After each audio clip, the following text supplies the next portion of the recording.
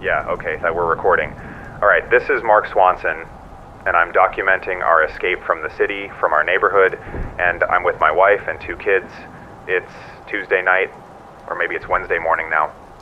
Yeah, Wednesday morning, and we made it out of the city limits. We're on Route 17, heading north. As far north as we can practically go. My wife, Sarah, she keeps saying we should head west, but west is where a lot of people are fleeing to, and more people means more cases of possession, and more possession means more problems. So no, we need to find an isolated spot or somewhere we can park the camper that's very secluded, lots of trees, quiet, and most importantly, where there's no other people around. So anyway, we left the house maybe 2 hours ago, and the kids, thank God, they finally crashed out. And they're in the back, Maya and Leo, snoring their heads off. They're exhausted.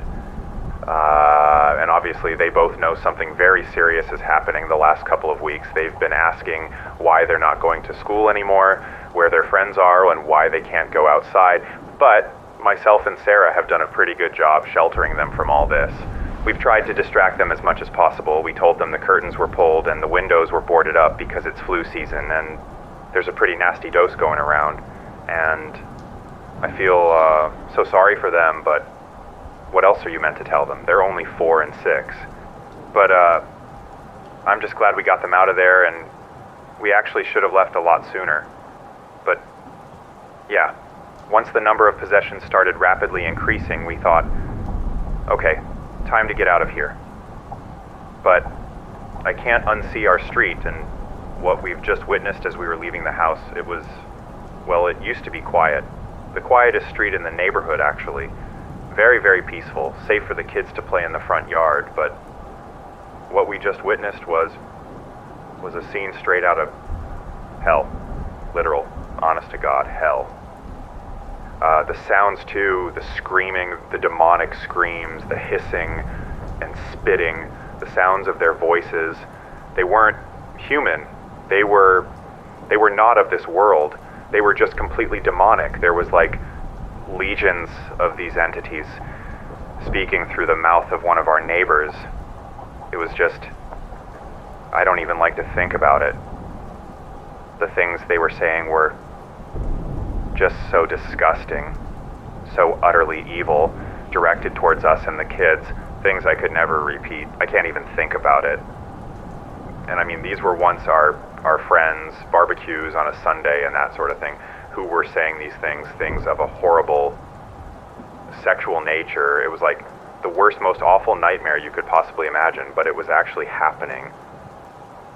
And we were just running the kids to the car as fast as we could before they spotted us, and we put earplugs in the kids' ears so they didn't have to hear anything. We put blankets over their heads so they couldn't see anything, and I didn't want to look, but I quickly did, and it was just sickening because I saw, I don't even want to say this, but some of our neighbors, they were fornicating, they were having sex, and it was just, they were like possessed, sadistic animals, like it was a demonic orgy. There's no other way I can put it. But we got out, that's the main thing. We got the kids out safely and they didn't witness any of it. Thank God. Unfortunately though, I can't say the same for me and for Sarah. And what we saw and heard is something we will never forget for as long as we live. But like I said, we're safe now, we're on the road, and we're getting away from people. The further we drive, the further we're getting away from civilization. And that can only be a good thing right now. Sarah is just staring out the window here. She looks absolutely exhausted. Obviously, who wouldn't be after all that? You know, like, I think she's just processing everything, as am I. But we'll get through this. Are you doing all right, sweetheart? Yeah, I'm just tired and trying to come to terms with everything. I don't know. Yeah, it sends your mind into a bit of a tailspin. We just have to try and stay positive. We have the camper, we have the fuel, we have enough supplies for 6 weeks solid, and we're following the plan. I've been thinking about why are certain people more susceptible to these possessions, and why have we been spared? And I think it has a lot to do with resilience, a strong moral compass, a certain type of strength, and these entities, I think, prey on the weak. They enter those that are generally easily manipulated and have a spiritual weakness that the demonic forces can exploit. That's not to say every possessed person was deficient. I'm not saying that. That's too simplistic. But there's a hardness you need, a sort of spiritual armor, and I think a sound character definitely helps. And of course, above all else, faith. And I'm sorry if this sounds like a sermon, but listen, we abandoned everything that was godly. This nation, the world, we fell away, we rebelled, we embraced secularism and went our own way, which is a path to destruction. We dismissed the fundamental Christian values that gave us structure and gave us a foundation, and we became hollow, and we left the door open for the devil just to walk right in. We left a vacuum when we emptied ourselves of righteousness, and something else stepped in to fill the space. And so I believe this is a consequence of that, a divine or perhaps anti-divine consequence. And as for Angelo Russo, I hate to even mention his name, but the man was not just a cult leader. He was literally, I believe, the devil incarnate, and he had to personally come to Earth in the form of a man to perform this summoning, this ritual, whatever it was that required his own earthly death to unleash these forces upon the world. He wasn't just your average occultist or just another cult leader with a bit of a following. This guy was rubbing shoulders with some of the most powerful people in the world. He was the devil. He was Satan in the form of a man. I have no doubt about that. He didn't directly say, "Hey, I'm the devil," but he wanted us to know that he was. Remember what he jokingly said at that United Nations Summit convention thing he was invited to a few years ago. It was something like, "They say the devil is in the details, and after reviewing this 2,000-page treaty, I've never felt more at home." That was him telling the world who he really was. That was no joke. And then, of course, in his book, Gospel of the Third Dawn, he talks about legions, his kin, his children, slaves of his adversary being unleashed on the world after his death. And he talks about them being freed from their shackles, and those shackles being placed on the wrists and ankles of humanity. He talks about how his children have been tormented by his adversary, as he puts it, since the dawn of time. He talks about how he freed humanity from bondage in the garden, which is obviously a reference to the Garden of Eden. And he goes on to talk about how his kin will be freed with his earthly demise. So basically it was a sort of sacrifice, not a sacrifice for the world or humanity, but for the realm of demons, these demonic entities, his offspring. It's like an attempted reversal of the sacrifice of Christ. And when Angelo Russo was captured and subsequently beaten to death by that mob in Texas on that cold November day, after which they hung him upside down from a tree, his arms, from seeing the photos, they weren't just hanging directly down as they should have done when you're dead and hanging upside down. They were almost stretched outwards with his hands open, giving the impression of an upside-down crucifix. And within hours, probably minutes actually, a spate of possession seemed to occur, which eventually became more and more prevalent. And within days, it had become a global phenomenon. Reports were flooding in from everywhere, and all these weeks later, look where we are now. But anyway, that's my take on the whole situation. The roads in this direction are completely deserted, which is exactly what I wanted. We haven't seen another vehicle for about 30 minutes, and that tells me we're headed in the right direction. The rain is coming down very heavy. I've got the wipers on full speed. We've got some thunder and lightning too, which occasionally illuminates the forest on both sides of the road. It's quite fitting, really, for the occasion. The rain, the thunder, the lightning, as if God is signaling dark times. And Oh my God, Mark. What's that?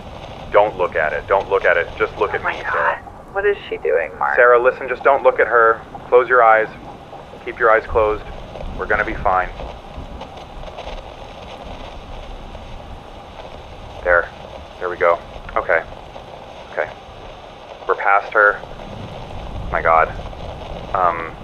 There was a lady sitting in the middle of the road, just rocking back and forth, staring straight ahead, the typical black eyes, doing some sort of incantation maybe.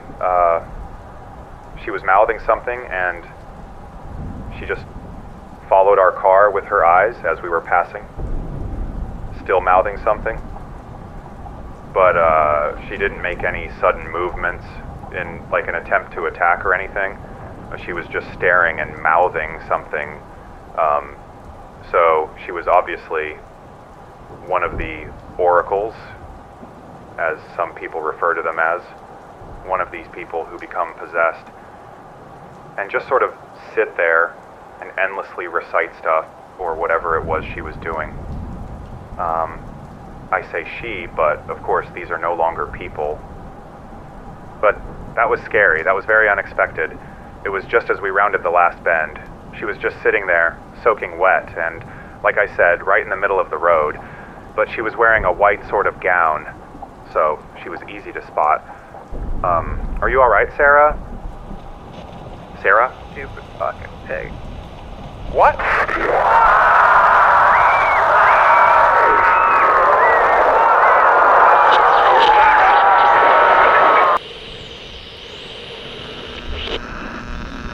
Just trying to get through another day, another hour, God, even just another minute, and every single last one is torture. I'm 76 years old, and I ain't never been this scared in my life with everything that's happening right now. I can't leave the house. I can't talk to anyone or trust anyone. I can't even trust myself or trust what I could become or what I'm becoming. I feel like they're around me, that their energy is draining me more and more every day and seeping into my soul. That's the only way I can describe it, and I don't know if it's just psychological or I don't know, but there's a continuous dark cloud hanging over me, a deep gloominess, a darkness, an indescribable feeling of pure evil, and I can't escape it. I can't sleep, and when I do, I have the most horrible, horrible nightmares, and they're not normal nightmares. They're these things, these entities, they're entering my dreams, and every night they're getting more and more intense, and I have this awful feeling that they're getting closer. They're hammering away at my spirit.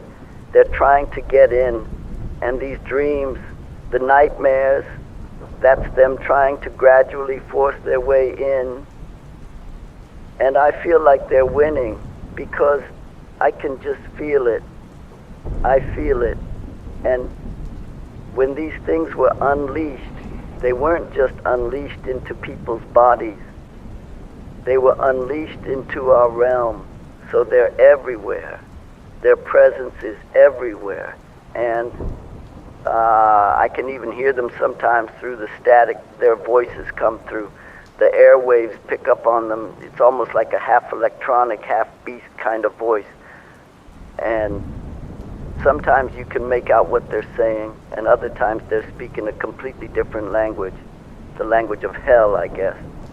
But whatever they're saying, you don't want to hear it, because their words have power. And every word you hear is an attack on your soul. And with every word you hear them speak, they're getting a little bit closer to claiming it. That's what this is about. Some of these entities will physically attack, try to kill, hiss, spit, growl, scream obscenities, God knows what else. And some, they have a different purpose. They appear more calculated, but just as malevolent. Like people, they've got different personalities. Each one is completely different in their own way. People will separate them up into two categories, the attackers and the oracles. But it's not as simple as that. No, they all attack, whether physically, spiritually, or mentally. They all attack, and they work in unison for the same goal, to obtain a sense of humanity, God's greatest and most beloved creation. And the essence of humanity is the soul. That's what separates us from animals. And so they want to completely corrupt that, overturn God's plan for humanity by putting themselves in the driver's seat. And so it's a jealous rage of sorts. They're jealous of our humanity, which is something God deprived them of. They're neither angels or human. They're completely shunned by the Creator and have a deep hatred for us because we have a chance of redemption, and they don't. And they absolutely hate us for it. But as I was saying, they're not all the same. They're all different in their own way, just like people, and they even have different levels of evilness. They're all absolutely evil, but some are more evil than others.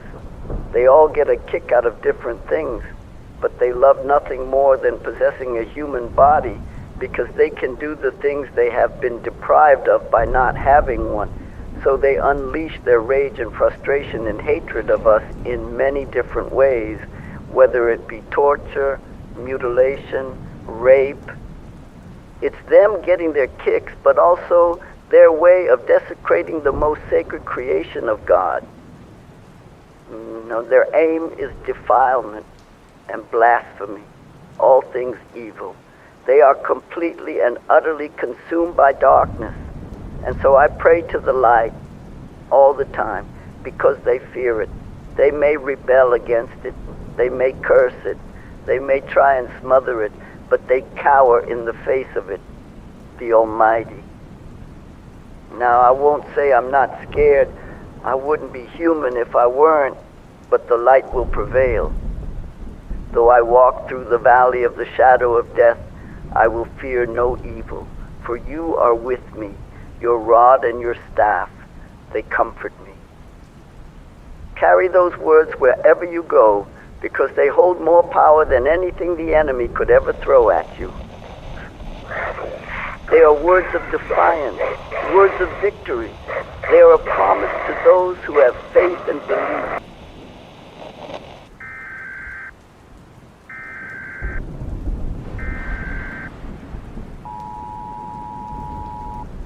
This is a nationwide emergency alert system broadcast. This is not a test.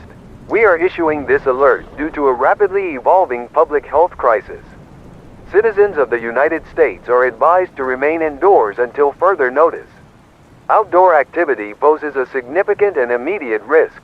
Recent events have indicated a widespread increase in what appears to be a critical neurological disorder. Individuals affected by this condition are exhibiting severe behavioral disturbances. These disturbances manifest as extreme aggression, unprovoked violence, and a complete loss of self-control. Affected individuals may display significant physical strength beyond normal human capabilities and exhibit a marked disregard for their own safety and the safety of others. The spread of this condition appears to be accelerating. It is crucial to understand that we will fucking kill you, you disgusting fucking pig. Proximity to any individual displaying the aforementioned behavioral changes should be avoided at all costs. The primary mode of transmission is currently under investigation, but it is strongly advised to maintain maximum distance from all individuals outside your immediate, confirmed household. If you are currently outdoors, return to your residence or the nearest secure shelter immediately. Lock all doors and windows. Do not approach or attempt to assist individuals exhibiting these symptoms. Their condition renders them incapable of reasoned interaction. For those within their residences, please monitor your family members for any sudden and drastic changes in behavior. Symptoms to watch for include but are not limited to extreme irritability, violent outbursts, speaking in an unnatural or guttural manner, unusual vocalizations, a vacant or hostile stare, and an aversion to normal light and sound. If you observe these signs in a family member, it is imperative to isolate them from others within your household to the greatest extent possible. Restrain them only if absolutely necessary to prevent immediate harm to themselves or others, and only if you possess the means to do so safely. Do not attempt to reason with individuals exhibiting these symptoms. Medical professionals are working around the clock to understand and address this crisis. Further information and guidance will be provided as it becomes available. Reminder: this is a statewide emergency alert system broadcast.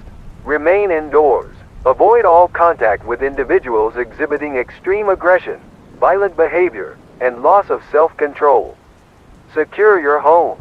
Monitor your loved ones for any drastic behavioral changes and take appropriate isolation measures if necessary. This is not a test. Thank you for your attention.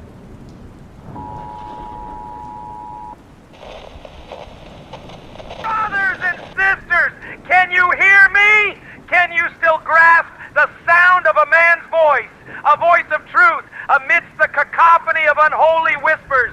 For the air is thick tonight, thick with a miasma that chokes the very breath from righteous lungs. They said it was a sickness. They spoke of contagion, of fever, of a creeping madness. Lies, all damnable, soul-rotting lies. This is no earthly ailment, no mere biological blight. This is the true plague, the plague of the possessed. Look around you.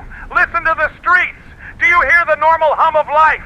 Or do you hear the guttural snarls, the vacant screams, the nonsensical blasphemous chanting that now echoes through every town, every city, every desolate corner of this forsaken globe? Hundreds of millions, I tell you, hundreds of millions have opened their doors, their minds, their very souls to the infernal legions. They are in your neighbor. They are in the man you passed on the street this morning. They are in the child who no longer smiles with innocent joy, but with a predator's vacant hunger. They have twisted innocence into depravity, reason into madness, love into pure, unadulterated hate. They have breached the veil. They claw through the flesh, through the minds, turning God's creations into puppets for their infernal whims. They told you to stay indoors. They told you to lock your doors. Fools, precious, doomed fools. What good is a lock against an enemy that wears the face of your loved one? What good is shelter when the very air you breathe is poisoned by their unholy presence? They are not outside anymore. They are within. They have burrowed into the heart of humanity, a festering wound that bleeds corruption. Do you feel it? The gnawing dread? The cold sweat? That is the touch of their corruption. That is the shadow of their dominion. They are feasting on our fear, growing stronger with every soul they claim. Where is your faith, people? Where is your shield of righteousness? Have you let the world's temptations dull your spirit so much that the demons found an easy entry? This is the judgment. This is the reckoning. The meek shall not inherit the earth, for the earth is being claimed by the damned. They are coming for you. If you are not already one of them, they are coming. They can smell your fear. They can taste your doubt. They are drawn to the faintest flicker of impurity. Turn to the Lord now. Cry out to Him with every fiber of your being. For if you wait, if you hesitate, if you let the whispers of the possessed lull you into false security, then you too will become another vessel for their unspeakable evil. They want you to believe you are alone. They want you to despair, but you are not alone. The Lord is with us. His angels are our shield, and we will not yield. We will rebuke them from our homes. We will rebuke them from our communities. We will rebuke them from our very being. I mean, this be the hood, y'all. I've seen and heard some crazy shit out there in my time. I thought nothing could surprise me, but this on a whole other level of fucked up. Carvel, the one-eyed crackhead, look normal now compared to the freaky-ass motherfuckers that currently be creeping about the block. We got motherfuckers who couldn't even speak proper English 2 weeks ago spitting rhymes in motherfucking Latin now. This be some paranormal activity shit on a scale the hood ain't seen since the ghost of Tupac appeared at Skinny G's crispy chicken joint. I used to be looking out for sketchy motherfuckers who be trying to steal my rims. Now the motherfuckers be trying to steal my soul too. Now, man, this be straight up Exorcist in the motherfucking hood edition, and I ain't down with these creepy ass vibes.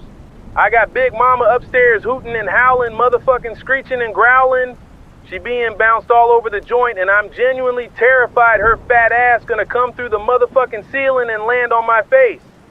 I got DJ Fluffy Pussy who too scared to come out from behind the sofa, and when he do, he looking all motherfucking traumatized, walking sideways and shit.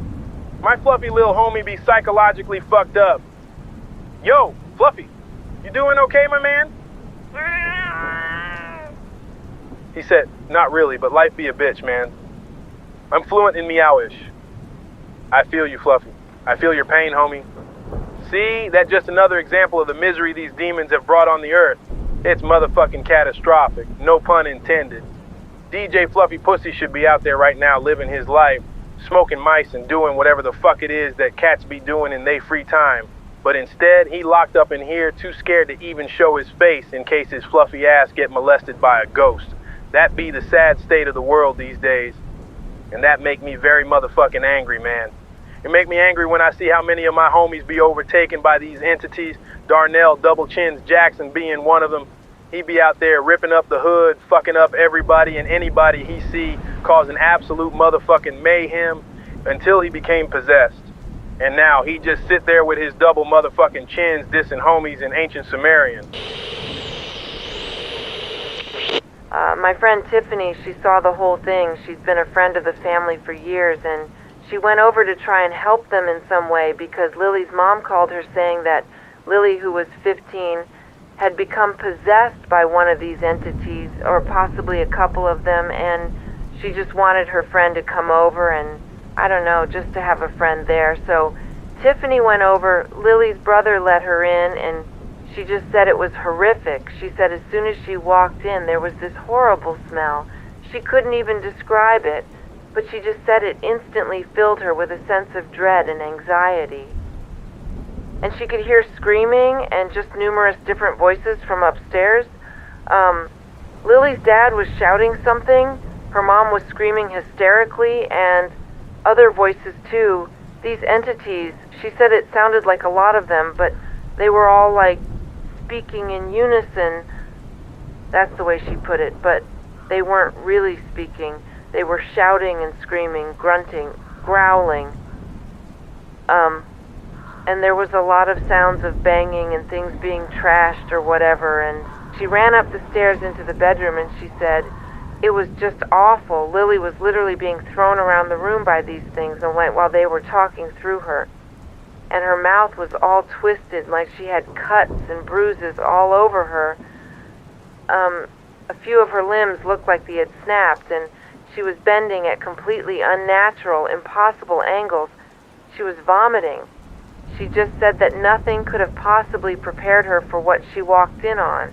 And Lily's mom was going hysterical. Her dad was crying and screaming at them to leave his daughter alone, trying to restrain her, but these things were just viciously and violently throwing her around like a rag doll while they were screaming and cursing at the parents, like stuff Tiffany said she wouldn't even repeat.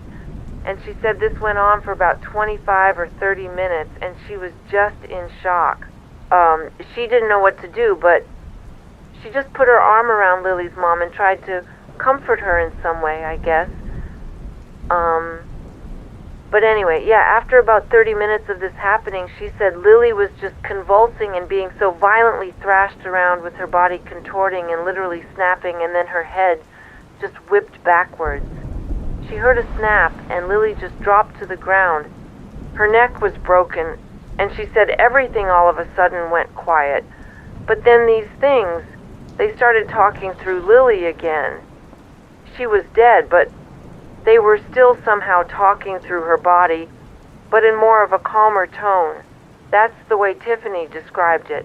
And Lily's mom just let out this agonizing scream, and then her dad started, like, literally punching Lily's body in a rage as these things were still talking, like he was literally trying to punch them out of her and get his daughter back, but obviously there was nothing they could do, and the demons continued talking through her for like another 15 minutes before they completely stopped. And Lily just lay there, all twisted and contorted, and that's why I burned the books. I mean, not the ones I needed for reference, obviously, but the ones that absorbed the city, the noise. So basically everything that wasn't vital, I turned into ash and smoke before I climbed this ridge, because you have to understand the city, any city now, it's not just a physical location anymore. It's a receiver. It's a tuning fork humming at the exact frequency these things thrive on. And if you're still in one of those urban centers, you are literally bathing in it. The psychic residue, the fear, the sheer density of human misery, it's a feast for them. And that's why when everything started collapsing, when the cities became untenable, I packed up what I could and headed for the quiet places. The truly quiet places. This particular spot, it's away from everything, yes, but it's more than just isolation. There's an old energy here, a resonance. I've studied this stuff for a long time. I used to call myself an applied paranormal ethologist and occult historian. Sounds fancy, sure, but mostly it just meant I was the guy who spent 20 years reading the dark books, cataloging the rules, and trying to figure out why people keep doing stupid things that invite trouble. But anyway, as I was saying, there's old energy here. It's sacred. That might sound like nonsense, but trust me, these forces, these entities, they follow rules. They hate silence. They hate true isolation. And they are repelled by places where the original tenants of the land held a genuine, non-corrupted spiritual focus. Not a church, not a temple, just a spot where the ground itself holds a kind of natural spiritual static that acts like a repellent. This location, it was known by the tribes here for centuries as a place of necessary solitude, a neutral ground, almost a dimensional dead spot. They called it the quiet place. The air here just feels clean. These entities, they crave noise and chaos because it allows them to hide in the spiritual confusion. Here, it's too quiet. They'd have to fight the very air to stay. And forgive me, but I'm keeping the location to myself, obviously. Once you get 2 or 3 people collected in one place now, the static starts drawing in the trouble.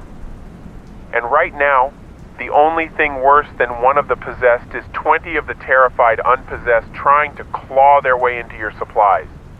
But anyway, I've just been listening to some of the remaining media pockets, the ones that are still running on backup generators and desperately trying to maintain some semblance of order, and they're still pushing the mass psychogenic illness narrative, mass hysteria, some kind of newly mutated prion disease, chemical fallout. It's just absolutely ridiculous. I mean, how do you explain hundreds of millions of people suddenly having supernatural strength? How do you explain the sudden fluency in Aramaic or languages that haven't been spoken on Earth for 4,000 years? You can't tell me that's a collective delusion. Mass hysteria doesn't make the irises of the eyes turn completely black, swallowing the white. Mass hysteria doesn't stop the heart of the host body and keep it walking around for days before the musculature finally gives out. No, this is real. This is exactly what the text warned about, only they never accounted for the sheer scale and speed of it in the modern world. Remember, the old world didn't have global communication networks and international travel. Possession used to spread like a localized infection, requiring proximity and often a specific ritual, but this is a broadcast event, and that brings us to the source, Angelo Russo.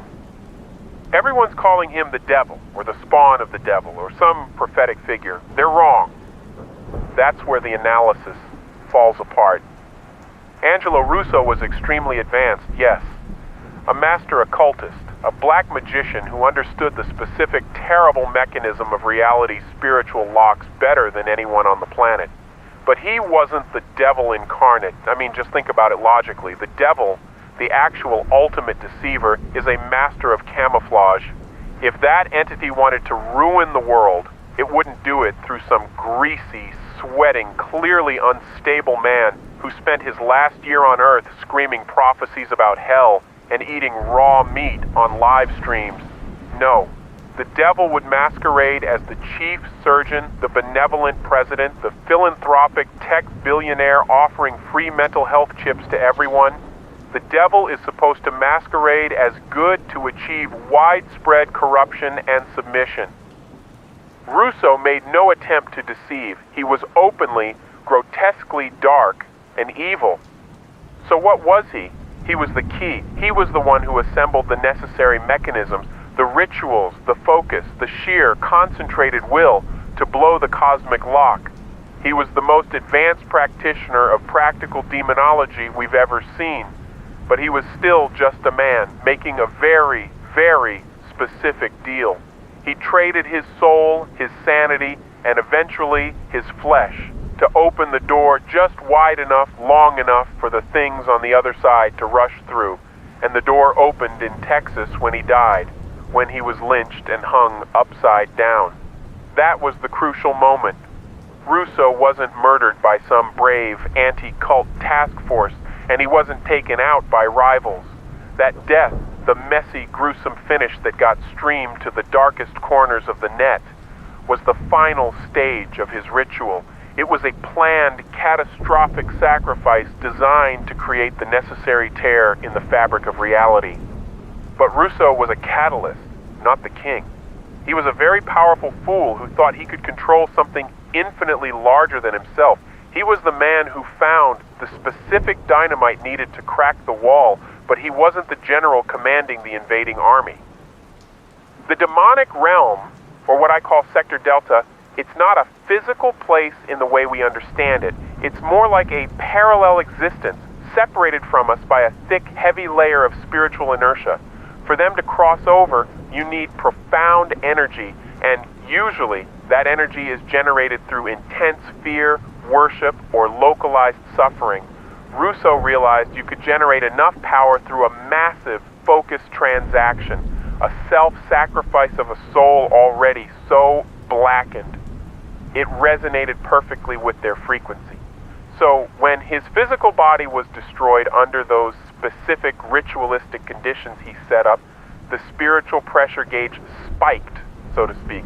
It wasn't just a release, it was a dimensional expulsion. It's like breaking a deep-sea pressurized glass container. The contents don't just gently leak out, they explode into the surrounding medium. And what came out wasn't just one type of demon. We're seeing two clear, distinct categories of the possessed, and this is where understanding their hierarchy and objective becomes crucial. You have the obvious ones, the aggressives, the ones roaming the streets, tearing things apart, attacking people, killing people, committing acts of a violent sexual nature, showing impossible feats of strength. These entities are the spiritual equivalent of shock troops. They are low-ranking, purely malicious, and their objective is simple: maximum chaos. And the aggressives are easy to spot because they degrade the host body rapidly. Notice how they never seem to breathe?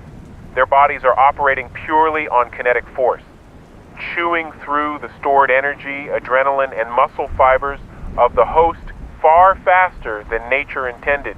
Their goal isn't survival of the host, it's consumption of the spiritual residual energy and physical destruction before the host collapses into the dried husk they leave behind. They are fueled by rage and the raw energy of violence. They are the noise, and they are everywhere. Then you have the others, the ones people have been calling the oracles or the speakers. These are far more terrifying, in my estimation. They're not just driven by rage, they're driven also by knowledge, demonic knowledge. They sit there, often completely passive, and just speak. They spout prophecies, they reveal secrets, they offer insights into things they shouldn't possibly know. They reveal people's darkest, dirtiest secrets, often in front of others, as a means of humiliation and an attempt to embarrass them. It's not just random babbling. It's coherent, it's often disturbingly accurate, and it's always laced with a profound despair, a cosmic nihilism.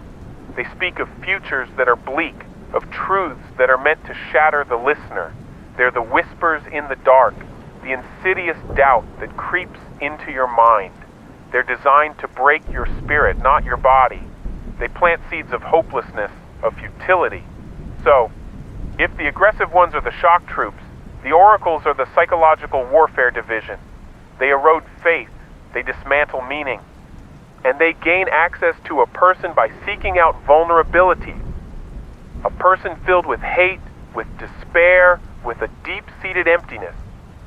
They don't break down the door, they find the cracks that are already there, and once they find that crack, they begin to pry. It starts subtly. It might be a thought that isn't yours, a fleeting image in your peripheral vision, a feeling of being watched, even when you're alone. Paranoia begins to creep in, a gnawing doubt that maybe you're not as alone as you think. Then it escalates, whispers, not audible but in your mind, suggestions, temptations. They play on your deepest fears, your darkest desires. They make you question your loved ones, your own motives. They blur the lines between reality and illusion. You start to feel disconnected, like you're observing your life from a distance, a spectator in your own existence. The person you used to be starts to fade, replaced by something else, something colder, darker, void of empathy. The once unbreakable bond and affection you held for your loved ones begin to unravel. They are no longer seen as cherished individuals, but rather as strangers, enemies, people to be despised, manipulated, and corrupted. And gradually, you find yourself contemplating horrific actions towards them that you instinctively recognize are not in your character. The process of demonic possession is gradual. It may happen over a very short space of time, but it's not instant. It's gradual. And as for whether or not the person is aware of the fact that they're possessed, well, some are for agonizing period.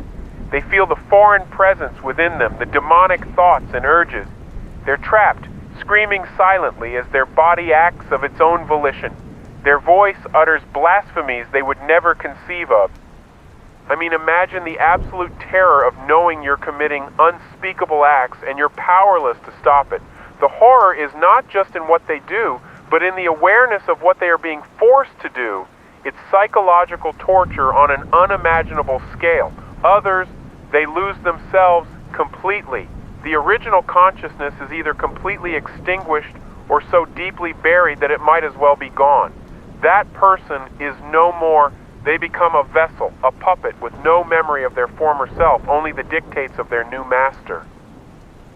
Okay, so what should you do and what shouldn't you do? That's what you're probably asking. Well, it's simple in principle, but agonizingly difficult in practice.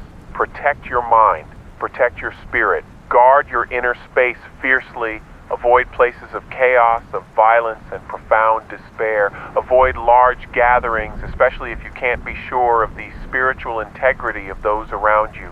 You should cultivate peace and seek out places of natural beauty if you can find them. Ground yourself in what is real, what is good, what is true. Focus on connection to what you believe is divine, whatever that may be for you. Prayer, meditation, mindfulness. These are not trivial pursuits now. They are survival mechanisms. They are your shield. The stronger your inner light, the harder it is for their shadows to take root. And this is crucial, absolutely vital. Avoid hearing any demonic chants. I mean it. I cannot stress this enough. You might pick them up on these airwaves sometimes. Brief bursts of what sounds like distorted, inhuman singing or guttural whispers that morph into something you can't quite grasp. Because sometimes they radiate these things even through technology. And if you hear anything like that, anything that causes an instinctive chill, a creeping dread, or just sounds wrong, turn it off instantly. Don't try to decipher it. Don't try to understand it. Don't even let your curiosity linger for a second.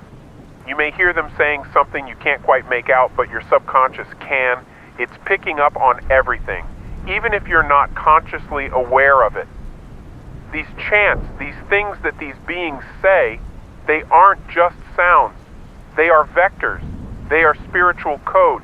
They are designed to bypass your conscious mind, to slip past your rational defenses and lodge themselves deep within your subconscious. It's like a malware program for your soul. Each syllable, each frequency, each pattern is a key designed to unlock a deeper part of your psyche, to create a resonance of vulnerability within you.